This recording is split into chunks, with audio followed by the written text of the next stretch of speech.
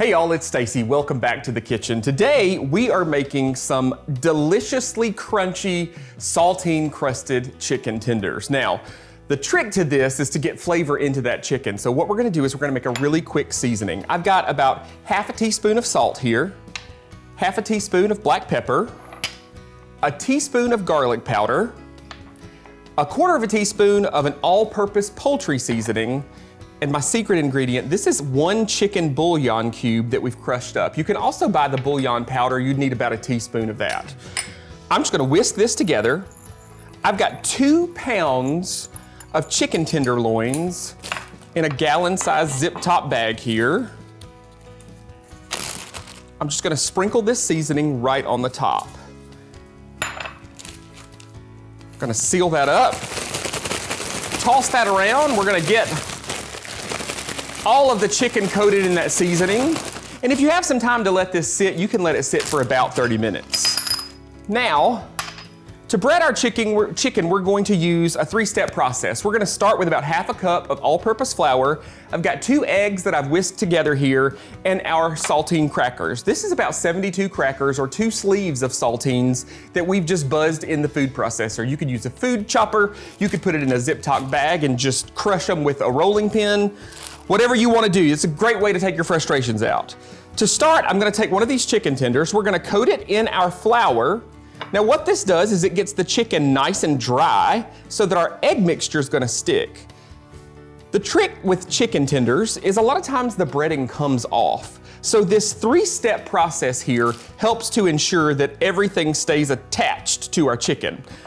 I'm popping it right into our saltines here, and I'm just gonna press gently. We wanna make sure that we cake as much of these saltines to our chicken tenders as possible. They're gonna give us all that crunch and some great flavor too. All right, my oil here, I'm using vegetable oil. I've got about 4 inches of oil heated to about 365 degrees. These are gonna go right in our oil. They're gonna cook for 4 to 5 minutes or until golden brown and the internal temperature is 165 degrees. Let me wash my hands quickly here. That's always important when we're working with chicken.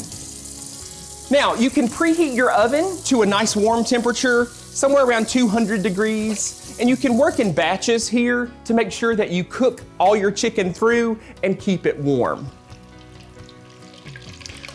Okay, you can see how nice and golden brown those got. I'm just gonna drain them on some paper towels. Folks, these are delicious, served with a little honey mustard, some ranch dressing, some ketchup, or even by themselves. You can find this full recipe and tons more on my website at southernbite.com. Just visit the Simply Southern page. Y'all enjoy. Stacy says if you want a healthier option, these can be put in an air fryer or even baked. Just be sure you cook the chicken to an internal temperature of 165 degrees. Check out southernbite.com to see how to prepare them in an air fryer or oven. And thank you to the Alabama Poultry and Egg Association for sponsoring today's recipe. Well, it looks like we're out of time. Thanks for watching. Coming up next week on Simply Southern, we'll visit a unique coffee shop in Birmingham where you can cuddle with kittens while consuming caffeine. And we'll take you to a nursery where you can get plants that not only add variety to your garden, they also attract interesting wildlife. I'm Kevin Worthington. And I'm Mary Wilson. We'll see you next week.